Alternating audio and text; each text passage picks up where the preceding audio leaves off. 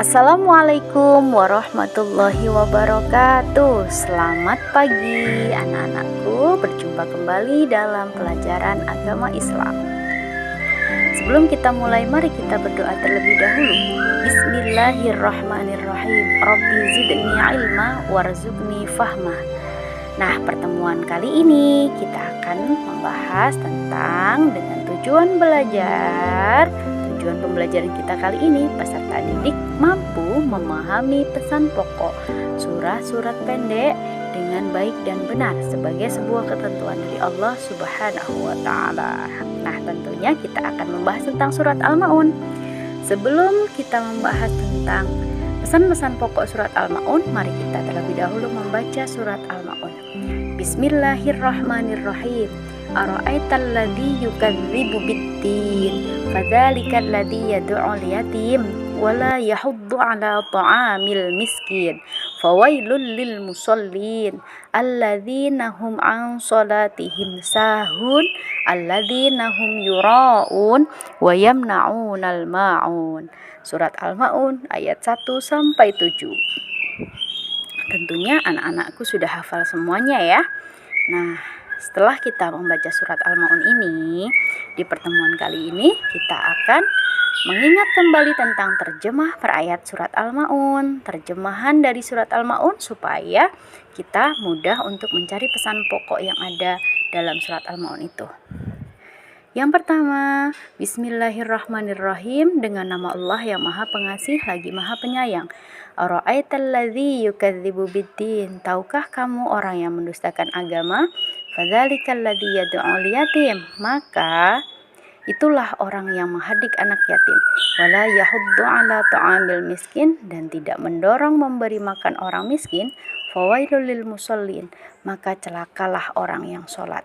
Alladzina hum 'an shalatihim sahun, yaitu orang-orang yang lalai terhadap sholatnya. Alladzina hum yura'un, yang berbuat riya. Wa yamna'unal ma'un, dan enggan memberikan bantuan. Nah, dari ayat 1 sampai 7 ini, di pembelajaran kali ini kita akan mencari tahu tentang pesan-pesan pokok yang terkandung di dalam surat Al-Ma'un itu. Ayo coba anak-anakku perhatikan, sudah ketemu belum pesan-pesan yang terkandung di dalam surat Al-Ma'un? Wah, hebat sekali, tentunya sudah ada yang menemukannya ya. Oke, baik. Dari penjelasan atau terjemahan dari ayat 1 sampai 7, maka bisa diambil kesimpulan ada 3 pesan yang terkandung di dalam surat Al-Ma'un ini. Nah, kalau kita kaji lebih dalam, masih ingat tidak? Nama Al-Ma'un itu diambil dari ayat terakhir yang terdapat pada ayat terakhir surat Al-Ma'un, yang artinya barang-barang yang berguna. Tentunya masih ingat ya anak-anak. Nah, surat Al-Ma'un mengajarkan kita tentang ciri-ciri orang yang mendustakan agama. Nah, ketika kita sudah memahami tentang terjemahan surat Al-Ma'un, maka kita dapat mengambil kesimpulan bahwa pesan yang terkandung dalam surat Al-Ma'un, yang pertama, kita harus memiliki kepedulian terhadap anak yatim. Nah, seperti hadis tentang menyayangi anak yatim.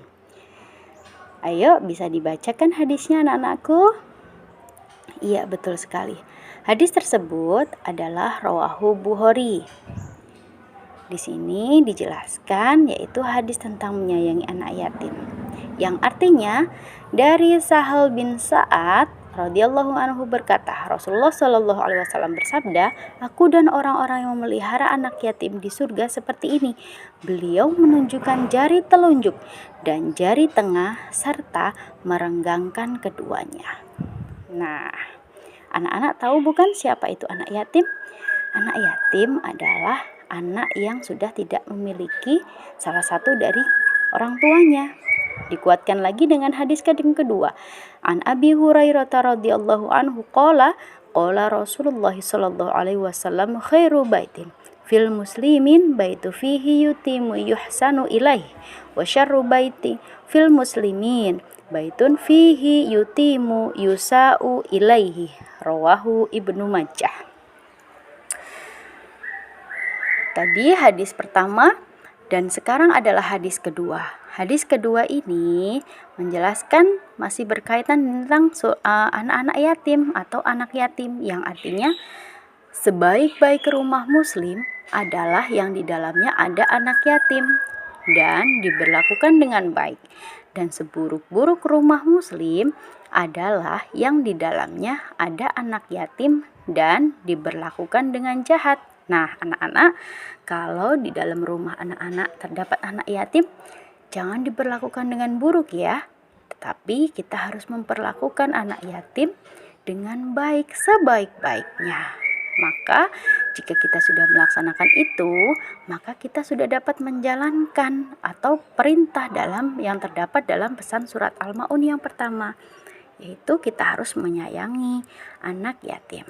Lalu pesan indah yang terkandung dalam surat Al-Ma'un yang kedua, yaitu hendaknya kita memiliki rasa empati terhadap fakir miskin.